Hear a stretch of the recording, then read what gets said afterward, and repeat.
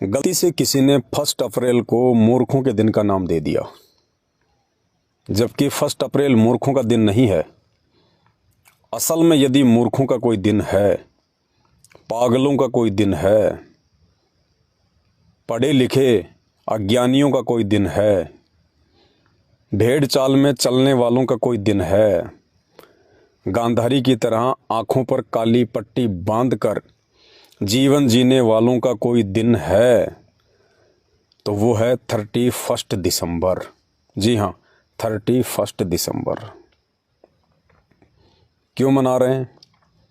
किस लिए मना रहे हैं? क्यों मनाया जाता है? इसके मनाने से क्या होगा? आज से पहले क्या हुआ? किसी को इन बातों से कोई लेना देना नहीं। जैसे ही रात के 12 बजने वाले होंगे, अपने अपने मोबाइल उठाएंगे, पटाखे छोड़ेंगे, डीजे बजाएंगे, happy new year, happy new year. बाप अपने बेटे को बोलेगा, बेटा दादा को बोलेगा, दोस्तों को बोलेंगे हैप्पी न्यू ईयर। अब ये हैप्पी न्यू ईयर बोलने का मतलब क्या है? इसका मतलब ये है कि आगामी 1 वर्ष तक तुम्हारे जीवन में खुशियां खुशियां आएंगी। तुम्हारा आगामी 1 वर्ष मंगलमय होगा। मैं तुम्हें बधाई देता हूं। ये हैप्पी न्यू ईयर बोलने वाले क्या इस बात की लिखित में गारंटी दे सकते हैं कि जिस व्यक्ति को वो हैप्पी न्यू ईयर बोल रहे हैं, आगामी 1 वर्ष में उस व्यक्ति के साथ में कोई सड़क दुर्घटना नहीं होगी, या उस व्यक्ति की डेथ नहीं होगी, या उस व्यक्ति का एक्सीडेंट नहीं होगा, या उस व्यक्ति को कोई रोग नहीं होगा, या उस व्यक्ति के ऊपर कोई संकट नहीं आएगा? क्या वो इस बात की गारंटी दे सकता है? नहीं। उसे खुद के आगामी 1 वर्ष का नहीं पता कि तेरे साथ में क्या हो जाएगा। फिर किस बात की बधाई, किस बात का हैप्पी न्यू ईयर? बहुत सारे लोग तो छतों पर मोबाइल से बात करते हुए नीचे गिरकर मर जाएंगे, सुबह न्यूज़पेपर में आएगी। दोस्त को बधाई देने के लिए सिग्नल के चक्कर में मकान पर चढ़कर बात कर रहा था, पैर फिसल गया, मृत्यु हो गई। दूसरों के मंगलमय जीवन की कामना करने वाले को अपने जीवन के विषय में नहीं पता। 1 सेकंड का भरोसा नहीं, 1 सेकंड आगे का पता नहीं, और दुनिया को साल भर की इकट्ठी बधाइयां देते फिर रहे हैं। इसी को कहते मूर्खता, मूर्खों का दिन। संत कहते हैं, ना जाने काल की कर डारे, किस विद डल जा पासावे, जिना दे सरते मौत खुड़क दी, उन्हां केड़ा हासावे। जिनके सर के ऊपर कच्चे धागे से कोई तलवार लटका दे और उस व्यक्ति को कोई कहे कि आप आराम से सोइए, निश्चिंत होकर सोइए, क्या वो व्यक्ति निश्चिंत होकर सो सकता है जो अपनी आंखों से देख रहा है कि तेरी गर्दन के ऊपर कच्चे धागे से तलवार लटका रखी है? वो चाहकर भी नहीं सो सकता, नींद आएगी नहीं उसको। ये दुनिया बेखबर, 31 दिसंबर मनाने वाले बेखबर दुनिया को रोज मरता हुआ देख रहे हैं। जब 2023 आया था, तुर्की में सबने मोबाइल पे एक दूसरे को बधाइयां दी थी, हैप्पी न्यू ईयर 2023। और तुर्की में भूकंप आया, रातों रात लाखों को ले मरा। क्या उनकी बधाइयां कुछ काम आई? दूसरों को बधाइयां देने वाले खुद जमीन में दफन हो गए। किस बात की बधाई? 2023 में भारत में बाढ़ से कितने लोग मरे? 2020 में कोरोना से कितने लोग मरे? किस बात की बधाई जब कोई गारंटी नहीं है? किस बात की खुशी? इसे कहते हैं मूर्खों का दिन। मूर्खों का दिन। जिसे खुद का नहीं पता वो दुनिया को गारंटी दे रहा है, इसे कहते हैं मूर्खों का दिन। और जिनको वो बधाइयां दे रहे हैं, आगामी 1 वर्ष में वो उनकी मैयत में भी जाएंगे। एक्सीडेंट होगा तब अंगूर का गुच्छा लेकर भी जाएंगे। और उस समय उनसे कोई पूछे कि भाई आप तो कह रहे थे कि आपका 1 साल बहुत अच्छा जाएगा, बहुत अच्छा गुजरेगा, फिर ये हॉस्पिटल में क्यों पड़ा है? इसकी टांग क्यों कट गई? इसका बेटा क्यों मर गया? आपने तो बधाइयाँ दी थी ना, फिर आपत्ति क्यों आई? कोई जवाब नहीं, सिर्फ फॉर्मेलिटी, देखा देखी। और ये सब कुछ क्यों कर रही है दुनिया? इसलिए क्योंकि दुनिया को अभी आध्यात्मिक ज्ञान नहीं है। सांसारिक ज्ञान तो है, लेकिन आध्यात्मिक ज्ञान नहीं है। कुत्ता क्यों नहीं मनाता हैप्पी ईयर? गधे क्यों नहीं मनाते हैप्पी न्यू ईयर? इंसान के अलावा अन्य कोई भी प्राणी नए साल क्यों नहीं मनाता? होली दिवाली क्यों नहीं मनाते? बाकी तो सब काम करते हैं, वो बच्चे भी पैदा करते हैं, बच्चों का पालन पोषण भी करते हैं। इंसान के तरह उनके भी सारे अंग हैं, उनको भी सर्दी गर्मी हर चीज़ महसूस होती है, भूख लगती है, प्यास लगती है, प्यार प्रेम की भाषा वो भी जानते हैं। उनके पास में एक चीज़ की कमी है, और वो है विशेष बुद्धि। बुद्धि तो है उनके पास, लेकिन विशेष बुद्धि नहीं है।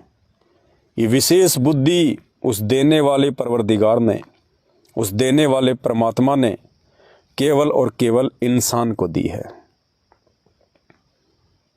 और हम उस विशेष बुद्धि को प्राप्त करके भी मूर्खों वाले काम कर रहे हैं। इसी को कहते हैं मूर्खता। ये शरीर, ये अनमोल रतन, ये मानव देह 84 लाख योनियां भोगने के बाद एक बार मिलती है। और ये हैप्पी न्यू ईयर मनाने के लिए नहीं मिलती। ये होली दीपावली मनाकर अपनी श्वास से बर्बाद करने के लिए नहीं मिलती। मानव जीवन की एक एक श्वास, उसकी कीमत का आकलन नहीं लगाया जा सकता। श्वासों पर हमारा जीवन टिका हुआ है। काउंटिंग करके वो देने वाला हमें श्वासें देता है। और जितनी श्वासें उसने दी हैं, जिस दिन वो श्वास पूरी हो जाएगी, उस दिन बहाना कोई भी बन जाएगा मौत का। ये शरीर छूट जाएगा। और दिया क्यों था ये शरीर? बर्बाद करने के लिए नहीं, ये मूर्खों वाली हरकतें करने के लिए नहीं, सिर्फ और सिर्फ परमात्मा की भक्ति करने के लिए, परमात्मा को पहचान के उसकी भक्ति करने के लिए। एक मौका दिया परमात्मा ने कि देख, मैं तुझे एक मौका दे रहा हूं। अगर तू ये मौका चूक गया, अगर तूने जीवन में कोई सच्चा गुरु धारण नहीं किया, तूने गुरु से नाम लेकर सच्ची भक्ति नहीं की, तूने फालतू की बकवादें नहीं छोड़ी, तो देख, ये शरीर छूटने के बाद फिर तुझे 84 लाख प्रकार के उन पशु पक्षियों कीट पतंगों के शरीर भोगने पड़ेंगे। फिर ना तू हैप्पी न्यू ईयर मनाएगा, ना तू मोबाइल चलाएगा, ना तू 56 प्रकार के भोजन खाएगा, ना तू होली मनाने के लायक न रहेगा, ना तू दीपावली मनाने के लायक रहेगा। और जो मौज मस्ती तुझे इस मानव जीवन में प्राप्त है, वो भी मनाने के लायक नहीं रहेगा।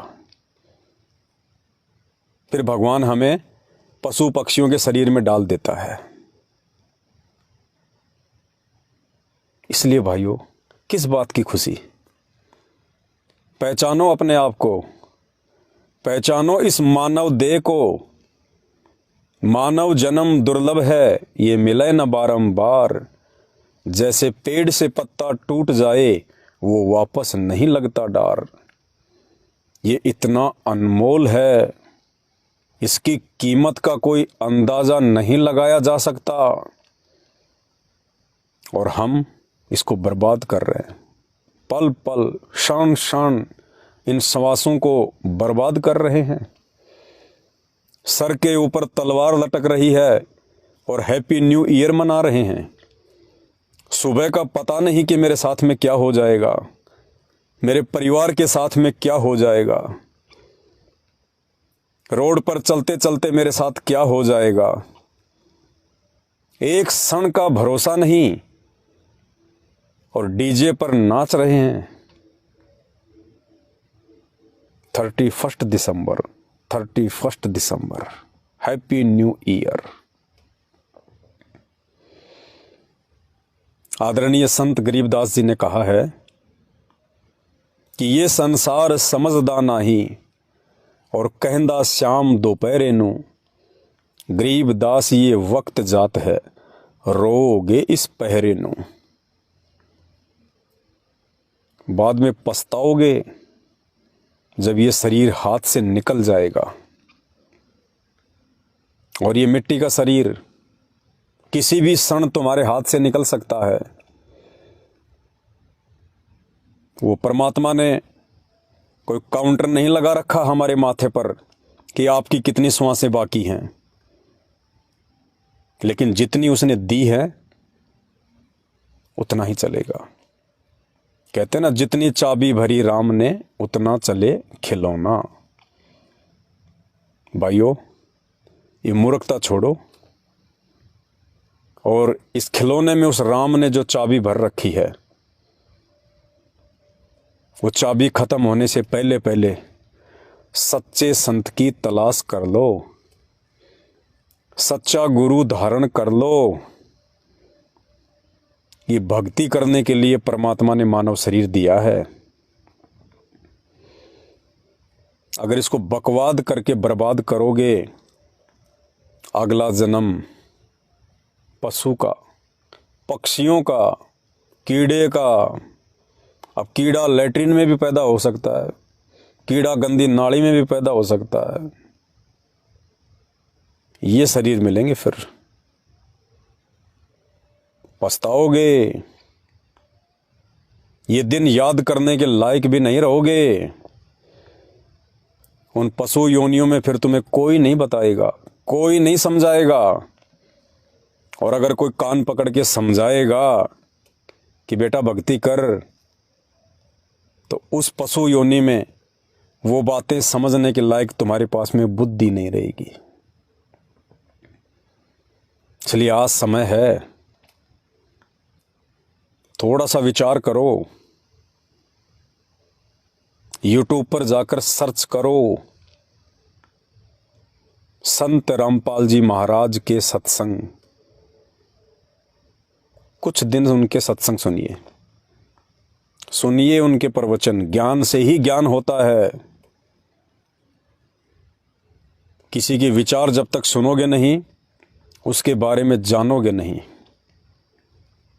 और जानोगे नहीं तो ये जीवन ऐसे ही बर्बाद होता रहेगा।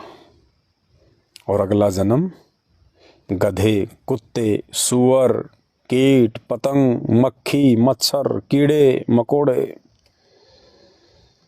फिर सोना रजाई ओढ़ के, फिर इच्छा करना 56 प्रकार के भोग खाने की, फिर घूमना एरोप्लेन में, फिर करना अपनी मनमानियाँ, फिर मनाना 31 दिसंबर, फिर मनाना होली, दीपावली, ईद, बकरा ईद।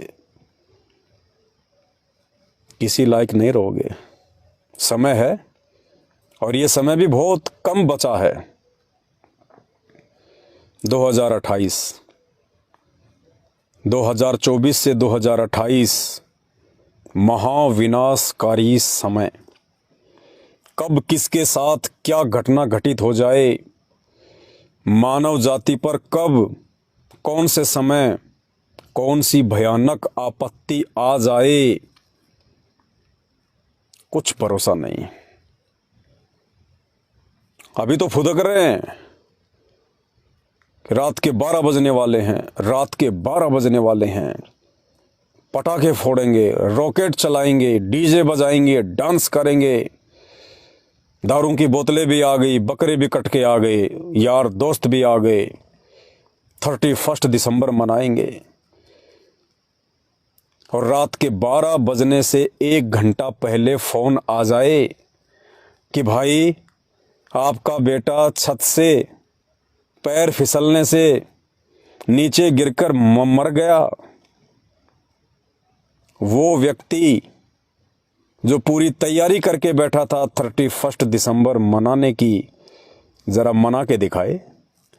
जिसका इकलौता बेटा रात के 12 बजे से 1 घंटा पहले मर चुका हो, वो व्यक्ति मुझे 31 दिसंबर मना के दिखाए।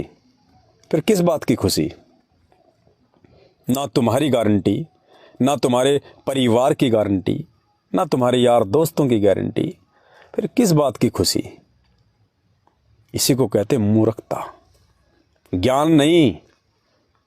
और ये ज्ञान उस समय तक नहीं होगा जब तक तुम संत रामपाल जी के सत्संग नहीं सुनोगे। जिंदगी में नहीं हो सकता। और आने वाले 3 साल इस मानव जाति के लिए दर्द भरे साल, दर्द भरे। शुरुआत 2024, आगे क्या होगा? समय है। गालियां चाहे कितनी निकाल लेना, कमेंट्स में कितना ही गंदा बोल लेना, कोई फर्क नहीं पड़ेगा। लेकिन उस समय आप लोगों को जरूर फर्क पड़ेगा जब ये आपत्तियां आपके और आपके परिवार के ऊपर कहर बनकर टूटेंगी। उस समय तुम्हें पता चलेगा कि भक्ति क्या चीज होती है। उस समय पता चलेगा कि भगवान कौन है। जिनकी आप भक्ति कर रहे होंगे ना, वो नहीं आएंगे सामने। वो कोरोना में सामने नहीं आए। आने वाला समय तो कोरोना का बाप है, कहाँ आएंगे? वो 33 कोटि देवी देवता कोरोना के समय कहाँ छुप गए? मुसीबत के समय इंसान भगवान का दरवाजा खटखटाता है।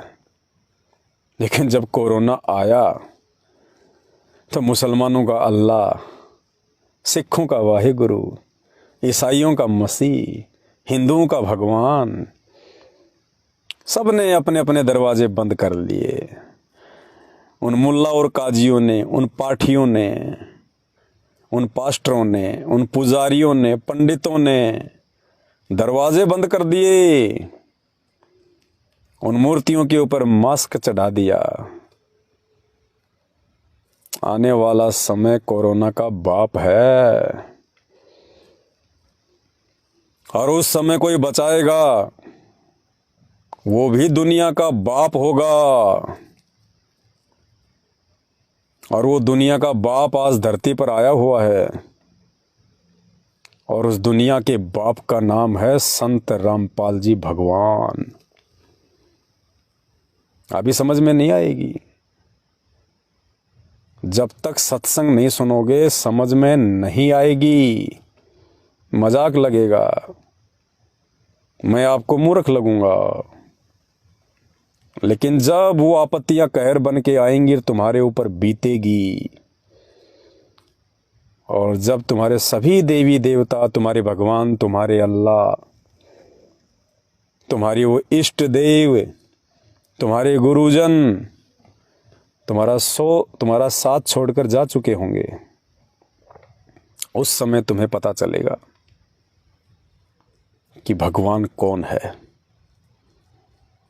इसलिए समय रहते इन बकवादों को छोड़कर संत रामपाल जी के सत्संग सुनना शुरू कर दीजिए।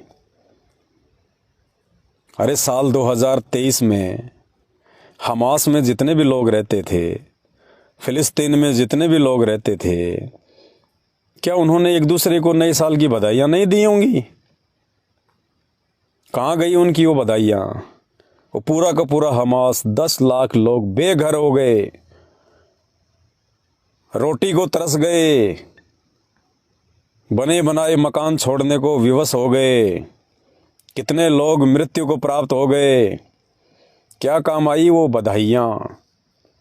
फोकट में, फालतू में, फॉर्मलिटी में बोल रहे थे। समझो, ये 2024, 25, 26, 27, 28 बहुत पीड़ा देगा, भयंकर पीड़ा देगा। 2024 में बीज डल जाएगा, बीज। और जैसे जैसे वो आपत्तियों का बीज अंकुरित होगा, पौधा बन के निकलेगा, भयंकर, उसका फल बहुत भयंकर। इसलिए भाई और बहनों, सुधर जाओ। उस परमात्मा ने ये मानव शरीर बकवाद करने के लिए नहीं दिया, भगवान भजने के लिए दिया है। और ये जानकारी तुम्हें उस समय तक नहीं हो सकती जब तक तुम परम पूज्य सतगुरु रामपाल जी भगवान के सत्संग सुनना शुरू ना कर दो। ये बाकी नकली संत तुम्हें नहीं बताएंगे। इन्हें खुद नहीं पता कि मानव शरीर क्यों मिलता है, मानव शरीर किस लिए हमें प्राप्त हुआ है, हमें क्या करना चाहिए इस शरीर से। पशु कर्म करने चाहिए या देव कर्म करने चाहिए? लेकिन हम तो पशु कर्म कर रहे हैं। जो पशु कर रहा है, बच्चे पैदा करना, पालन पोषण करना, अंत में मर जाना, वो एक काम इंसान कर रहा है। थोड़ा सा फर्क है, सिर्फ थोड़ा सा। पशु पक्षी खुले में सहवास करते हैं, इंसान चार दीवारी में, बस एक दीवार का अंतर। इंसान में और पशु में सिर्फ एक दीवार का अंतर। पशु पक्षी फेंके हुए टुकड़े खाते हैं, इंसान एक 100-150 रुपए की लोहे की थाली में डाल के खा लेता है। सिर्फ 100 रुपए का अंतर, सिर्फ एक थाली का अंतर जानवर और इंसान में। जानवर नंगा घूमता है, इंसान 200-300 रुपए के कपड़े पहनता है। सिर्फ एक कपड़े का अंतर इंसान और जानवर में। वो जानवर भी अपने बच्चों का पालन पोषण करता है, इंसान भी करता है। जानवर मांग मांग के करता है, घर घर जाके करता है। इंसान छोटा मोटा धंधा कर लेता है, नौकरी कर लेता है। सिर्फ एक नौकरी का अंतर इंसान और जानवर में। अंत में वो जानवर भी मर जाता है और वो इंसान भी मरता है। लेकिन जानवर के और इंसान के मरने में बहुत अंतर है। आजकल जानवर अच्छी मौत मर रहे हैं और इंसान जानवर से बदतर मौत मर रहा है। रोड पर एक्सीडेंट होके मरता है,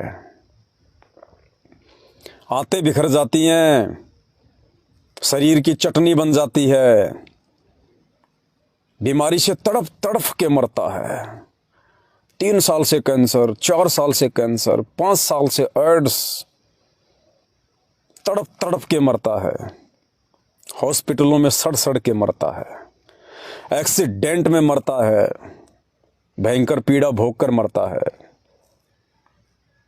मौत के मामले में इंसान से जानवर आगे हैं, सौभाग्यशाली हैं। क्यों?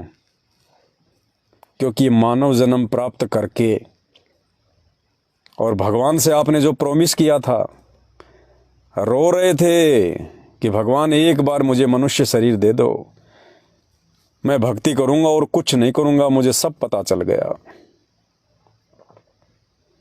और जैसे ही मनुष्य शरीर प्राप्त हुआ, फिर बकवाद शुरू। दारू के ठेके, मुर्गे की टांग, चोरी जारी, भ्रष्टाचारी, दादागिरी, सीना जोरी, काला बाजारी, रिश्वतखोरी, गुंडागर्दी। अगला जन्म कुत्ते का, अगला जन्म गधे का, अगला जन्म सूअर का। फिर करना दादागिरी, फिर करना भ्रष्टाचारी, फिर लेना रिश्वत किसी से, फिर करना गुंडागिर्दी। संभल जाओ, सुधर जाओ भाइयों, संभल जाओ, सुधर जाओ। इन बातों को सीरियस होके परम पूज्य सतगुरु रामपाल जी भगवान के सत्संग सुनना शुरू कर दो। धरती पे कोई बचाने वाला नहीं है दूसरा। जिस कल्कि को तुम भविष्य मालिका में खोज रहे हो, जिस कल्कि को तुम नास्त्रदमस की भविष्यवाणी में खोज रहे हो, जिस कल्कि को तुम बाबा वेंगा की भविष्यवाणियों में खोज रहे हो, वो कल्कि है संत रामपाल जी। भगवान आएगा, सर पर सींग लगाकर नहीं आएगा। नाश से पहले आया। भगवान को उसके विचारों से पहचानना पड़ेगा, सत्संग से पहचानना पड़ेगा। और ये पहचान केवल इस मानव शरीर में हो सकती है। कुत्ते को सत्संग सुनाओगे समझ में नहीं आएगा, गधे को प्रवचन सुनाओगे समझ में नहीं आएगा। ये स्पेशल बॉडी, स्पेशल शरीर परमात्मा ने इतनी भयंकर रचना केवल इस मानव शरीर की है। ये केवल परमात्मा प्राप्ति के लिए मिला है। संभल जाओ। ये 2024 खुशियों का साल नहीं है, ये आपत्तियों का साल है, संकटों का साल है, भूकंपों का साल है, भयंकर पीड़ाओं का साल है। तुम्हारी बधाइयाँ कुछ काम नहीं करेंगी, तुम्हारी शुभकामनाएं कुछ काम नहीं करेंगी।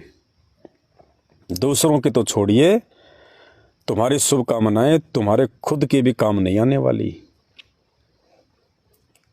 इसलिए अंत में फिर कहूँगा, इस शरीर को बकवाद में नहीं, भगवान की प्राप्ति में लगाओ। ये श्वासें गिन गिन के मिली है, हिसाब लेगा वो, हिसाब।